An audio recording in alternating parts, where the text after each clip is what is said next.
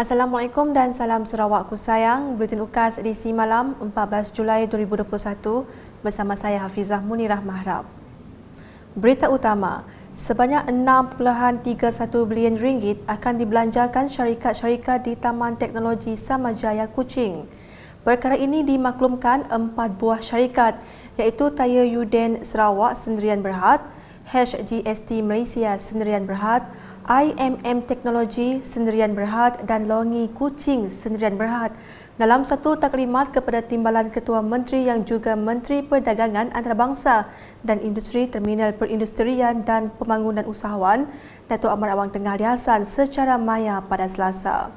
Dimaklumkan syarikat ENE telah menunjukkan prestasi yang baik dan mendapat permintaan yang tinggi untuk produk seperti solar, kapasitor seramik, pelbagai lapisan, substrat aluminium dan lapisan tembaga di dunia. Turut dinyatakan syarikat multinasional di Samajaya telah meneruskan rancangan pengembangan mereka yang besar dengan mencerminkan keyakinan sepenuhnya terhadap dasar mesra perniagaan serta kemampuan Kerajaan Sarawak untuk menangani wabak COVID-19. Dalam hal itu, Samajaya High Tech Park juga dimaklumkan telah mengeksport barang bernilai 6.93 bilion ringgit pada tahun 2020, meningkat 27.5% dari tahun 2019. Berita seterusnya, inisiatif Kerajaan Sarawak mengadakan perkhidmatan bank bergerak di kawasan luar bandar disambut baik penduduk luar bandar. Menurut Menteri Utiliti Sarawak, Datuk Seri Dr. Stephen Rundi Utom, penduduk di daerah sebauh boleh menikmati kemudahan perkhidmatan bank bergerak tanpa perlu ke bandar, lebih-lebih lagi semasa Perintah Kawalan Pergerakan PKP dilaksanakan. Jadi Bank Rakyat kita akan buatkan perkhidmatan setiap hari Selasa sekali seminggu dan Bank Simpanan Nasional setiap hari Khamis juga sekali seminggu. Ini memudahkan warga sebauh daripada mereka pergi ke bank di Bintulu. Terutama pada masa ini kita ada rentas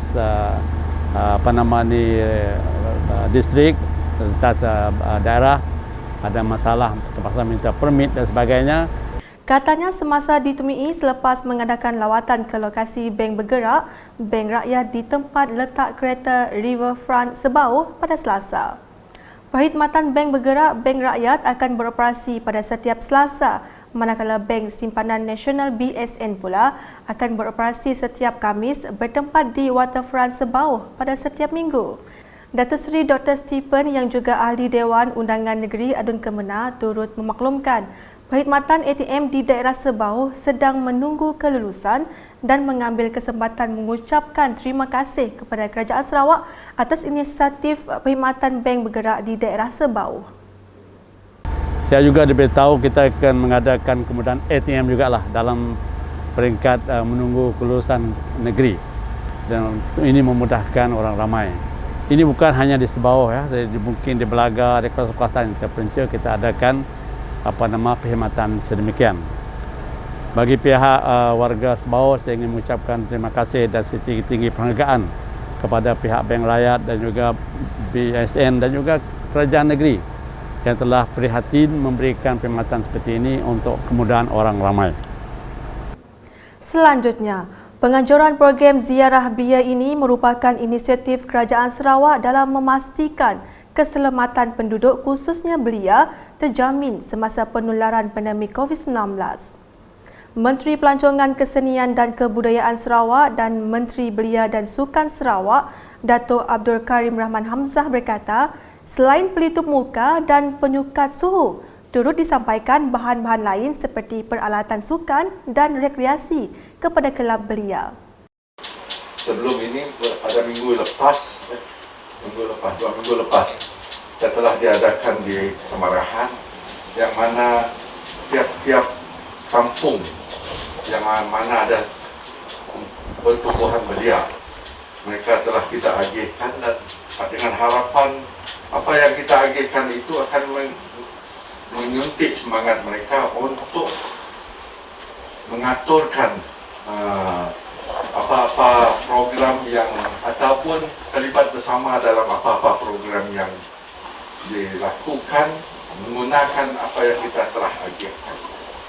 Beliau berkata demikian semasa berucap dalam program Ziarah Belia Lambir 2021 di Dewan Masyarakat Kampung Bakam Miri pada Selasa. Datuk Abdul Karim turut memberitahu penganjuran program Ziarah Belia Lambir 2021 yang diadakan ini telah mendapat kelulusan daripada Jawatankuasa Pengurusan Bencana Negeri JPBBN Sarawak dan perlu mematuhi prosedur operasi standard SOP yang telah ditetapkan kerajaan. Majlis kita pada hari ini kita juga memohon kelulusan kebenaran daripada Jawatankuasa Darurat untuk diadakan majlis ini, dan mereka telah memberi kelulusan tertakluk kepada SOP dilaksanakan sebagai.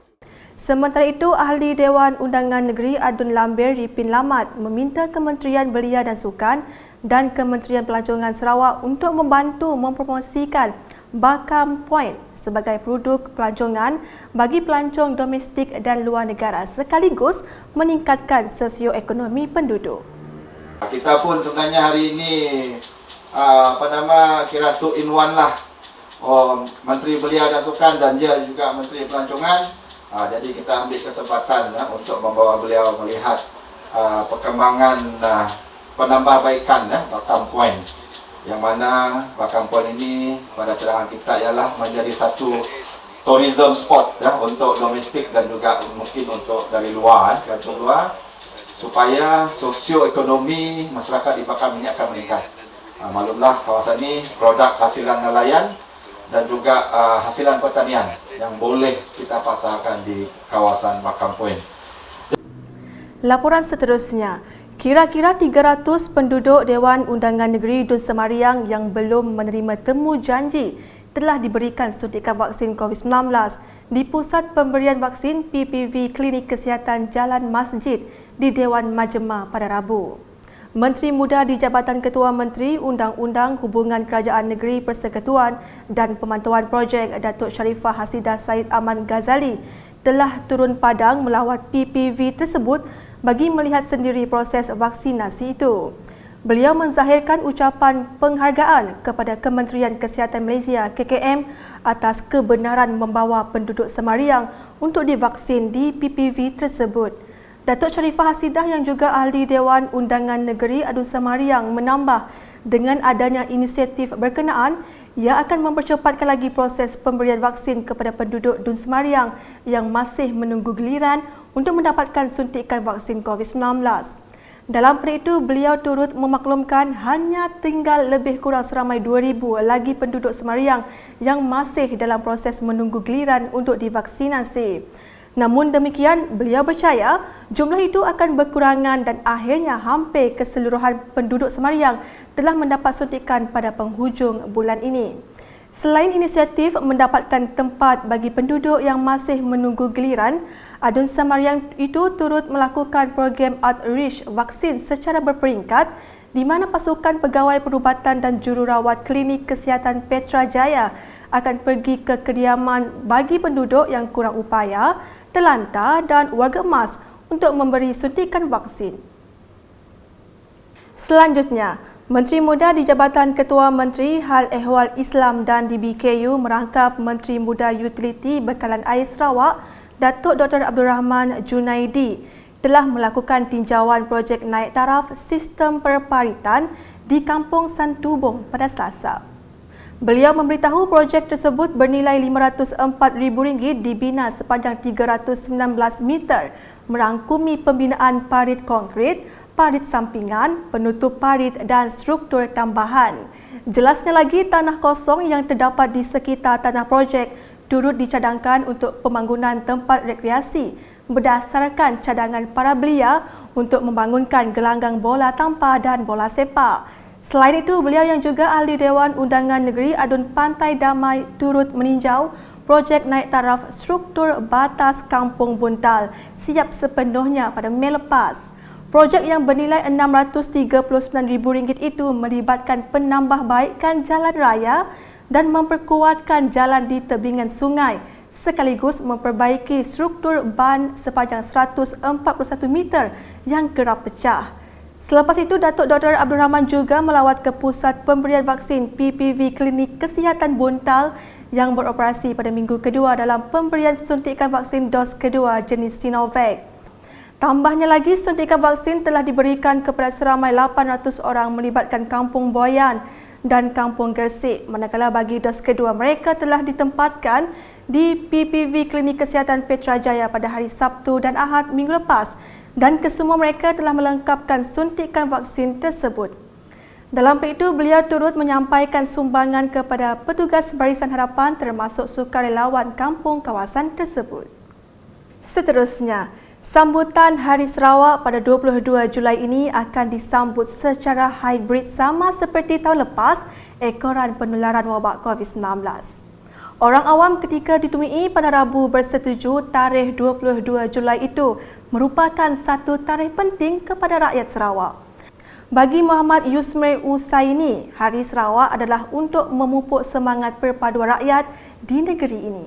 Untuk memupuk semangat untuk anak Sarawak supaya kita menyayangi negeri kita pun lah, daripada mengingatkan kita sejarah negeri kita, supaya kita sentiasa ingat tanah air kita si lupa. Sedangkan walaupun seperti kami yang pernah duduk berbelas tahun di Semenanjung, hati kami still di Sarawak.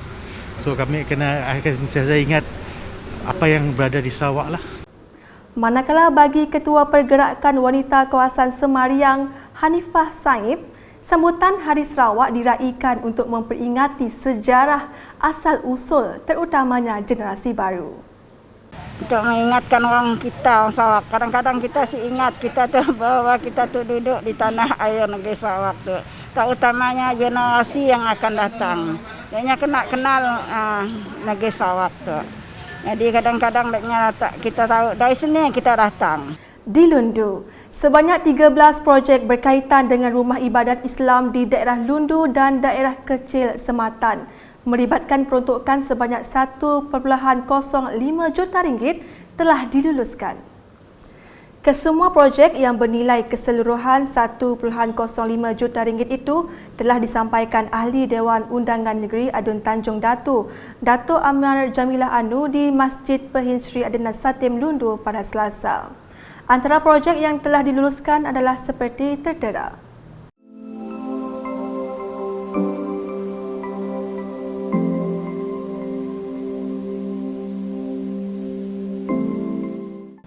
Kesemua 13 projek berkenaan merupakan projek rakyat dan akan diselia Jabatan Kerja Raya JKR Daerah Lundu. Sementara itu, Datuk Amar Jamilah berharap projek-projek naik taraf serta baik pulih yang meliputi surau dan masjid di daerah Lundu itu dapat memberi keselesaan kepada umat Islam khususnya di Dun Tanjung Datu. Berita di Simunjan. Seramai 4,326 orang lagi telah lengkap menerima dos kedua vaksin jenis Sinovac pada hari ke-7 program imunisasi COVID-19 kebangsaan PICK di Pusat Pemberian Vaksin PPV Dewan Mesra Simunjan pada Isnin. Tinjauan mendapati sambutan sangat menggalakkan dan semakin ramai yang teruja untuk mendapatkan vaksin, dan ini menunjukkan bahawa masyarakat di kawasan ini semakin peka betapa pentingnya pengambilan vaksin COVID-19. Sementara itu, beberapa penerima vaksin yang ditemui menyatakan perasaan gembira dan lega setelah melengkapkan dos kedua. Saya sudah divaksin 2 kali, alhamdulillah, dan saya bersyukurlah kalau sini dapat saya pergi ke sana ke sini lah. Mendapat kita vaksin semua lah. Rasa lega lah. Ngagai orang Baluadin, anak takut ngambil vaksin, kena ketai munas kayak penyakit. Aku tu lantang darati lawan udah nemu ke dos kedua kali. Lalu banyak mereka di anti-anti, lalunya tengah suara. Udah lepas divaksin tu gagal narati, lalu senang narati. Lalu aku minta awak ke bala kita ke bedaunya beri dari empu ditujuk vaksin ngambil ke pengelantang tuan dekat bertambah hari itu dah. Sekian edisi malam bersama saya Hafizah Munirah dan kru penerbitan. Berita lebih lanjut boleh didapati di semua platform media sosial UKAS termasuk portal ukas.sarawak.gov.my dan pastikan anda subscribe UKAS channel di YouTube. Salam UKAS.